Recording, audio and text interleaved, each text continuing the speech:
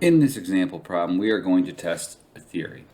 The argument that we have that we're testing for is that while watching too much television is definitely harmful to a child's learning, watching a little bit of TV may actually be beneficial. So, in theory, right here, if a student watches a little bit of TV, it should go up originally just for a little bit before we start seeing a really rapid form of decline. Well, to test this out, we can do a whole bunch of regression to see what kind of relationship this information that we have from our 27 students tells us. We have for each of these 27 students how many hours they watched TV during the period and what their GPA was. The first task that we are asked to complete over here is to plot TV hours against GPA to determine whether a linear or quadratic regression model better captures the relationship. We can do that with a scatter plot, and x makes y change. So what we're saying here is that we think that the number of TV hours being watched is going to change the GPA of the student. Well, x makes y change. When we put a scatter plot in, you always want to have your x-axis to the left of your y-axis. And I have that set up this way, but if it's not, you can always just move your stuff around by highlighting the whole column, holding down shift, and dragging information around. So if your TV hours is not where you want it to be, you can move it back over to where it's supposed to be, just like that. And now that I have everything where I want it, let's highlight the entirety of my x and my y, with the x to the left of the y. Go to Insert, and I can put in a scatter plot. It looks a little something like this. That's an ugly looking graph. Let's firstly give it a proper title. We can call this TV watching effect on GPA. And what's really triggering me here is that there's so much empty space on the bottom, so I'm going to click on my y-axis until I have all the numbers highlighted, and I'm going to format that axis to get rid of space that I don't need. Our smallest return is slightly above 1.5, so I can set my minimum bound to 1.5, and that looks a whole lot better to me. And just looking at it briefly, we can kind of see that relationship that we're talking about here exists. It looks to me with the naked eye, the GPA is indeed going up a little bit until we get to about 10, and then we start seeing a decrease, and then decrease gets more and more rapid as time goes on. So it's like a parabola kind of that we're looking at right here, even though the tails aren't in the same side. Well, what kind of model could this be? Up until this point in the class, you've done a whole bunch of linear regression, but that's not the only type of regression that exists. Basically, you want to graph out your spot and see what type of relationship your x and your y have to one another. Well, we can do that in a variety of different ways. Get that out of here. The easiest way, though, at least in my opinion, to figure out what the relationship is to actually go to your graph, go to chart elements, and down here for trend line, you don't want the actual line to go in by checking the box. What you want is the arrow to the right over here. And go to more options. And you should do a screen that pops out like this. And here we have different options for the shape of the relationship that we are looking for.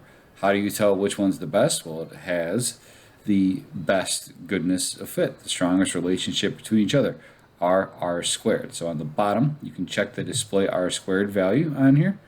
And for a linear relationship, assuming here that each hour of TV watch just straight up decreases GPA, there is a pretty strong relationship. R squared of 0.6637 is quite strong, but not like amazingly strong.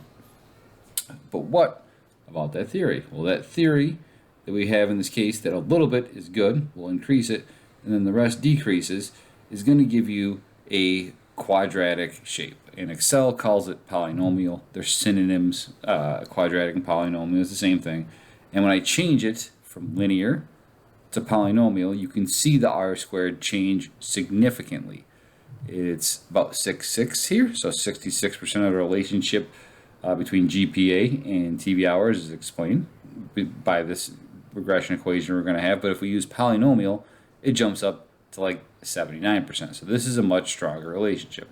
There are other options in here to be thorough that you can go through. Exponential means that you're going to have a rate of increase or decrease that starts growing at a more rapid rate as our x gets higher. In this case, as more TV hours are watched, we're going to have a greater rate of decrease for each hour farther up the chain, if you will, that we go. Well, that relationship's not even as strong as linear, so that one's no good. We have logarithmic, where we're going to have a very high rate of decrease to start with, and then things are going to kind of level off. I know it's hard to see with a dot, but this is 0.4534. That's the worst relationship of them all so far. And the other one we have is power.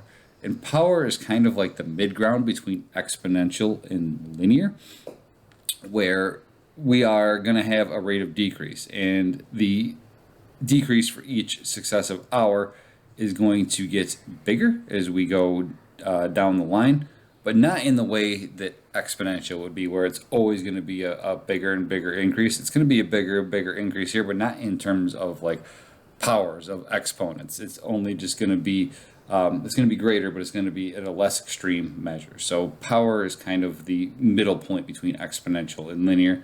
That one has an r squared that sucks as well. So polynomial is by far our best option. This relationship, without question, is quadratic.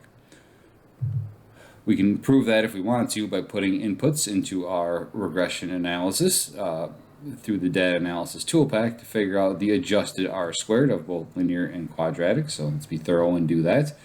I'm going to go to my data analysis toolpack. I want regression. I'm going to hit OK. I want the y range to be what is changing, and in this instance the thing that we're changing is our GPA. I want the x range to be the thing that's causing y to change, and our proposition here is that TV hours changes GPA.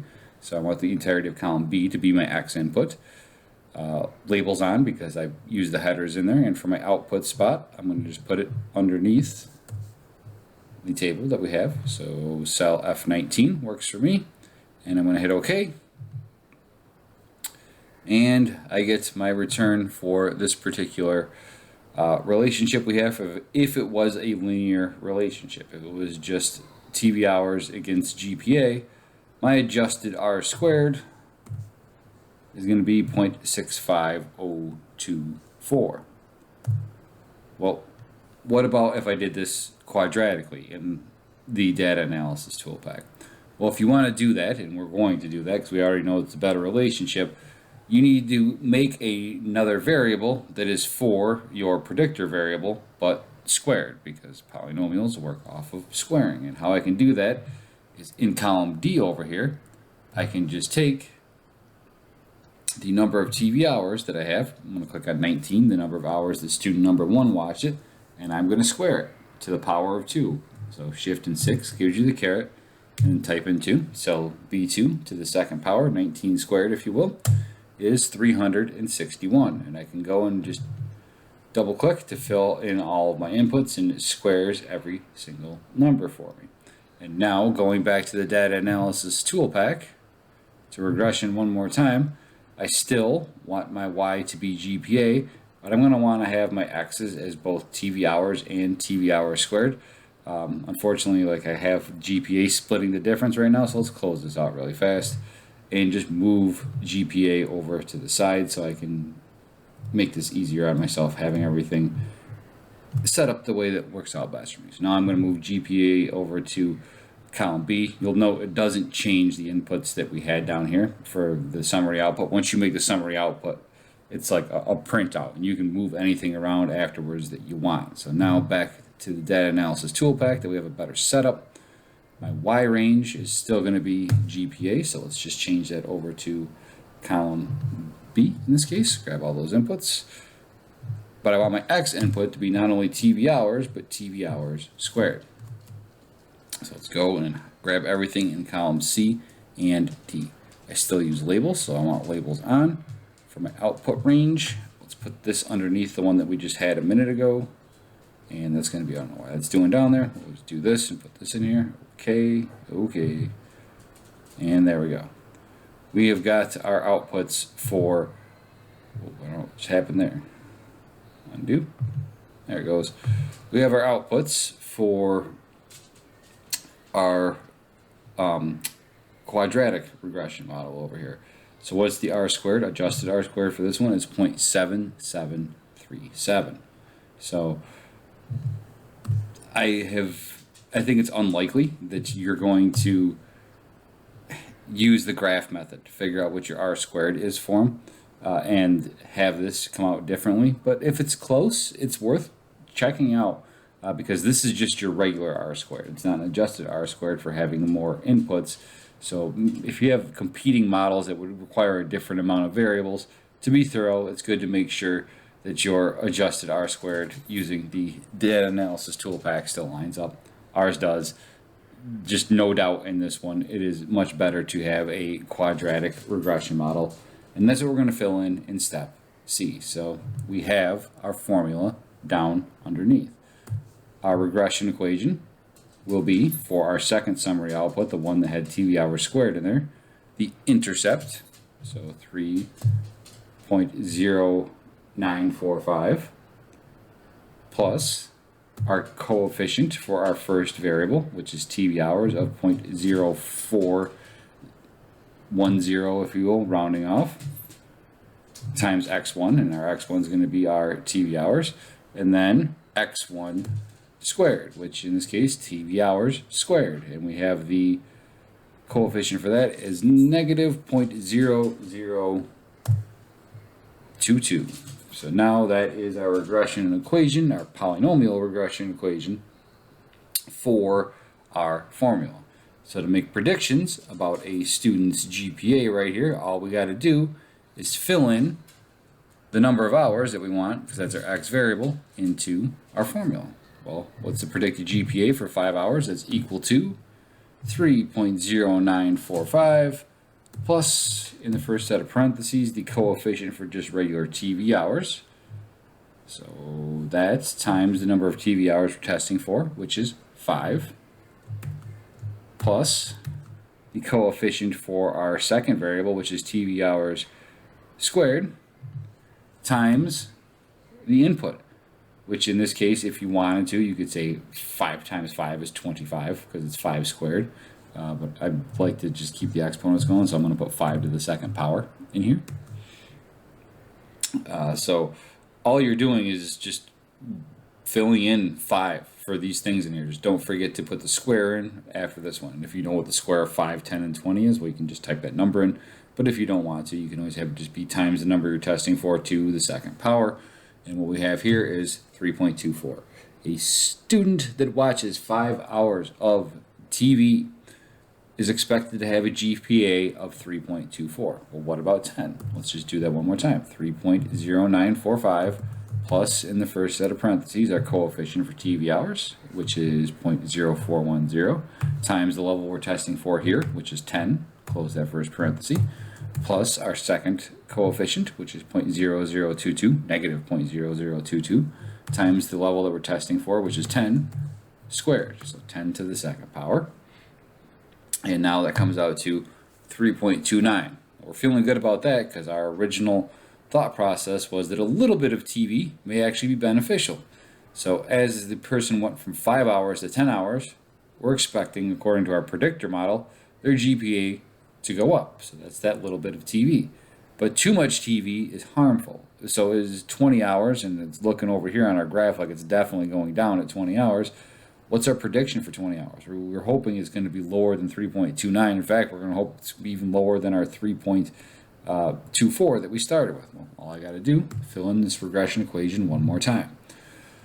So our constant is 3.0945 plus, in the first set of parentheses, our coefficient for TV hours times the number of hours we're testing for, which in this case is 20, plus, in the second set of parentheses, our coefficient for TV hours squared times the level that we're testing for, which is 20 squared. And again, you can do it in your head. You could have typed in 400. 20 squared is 400.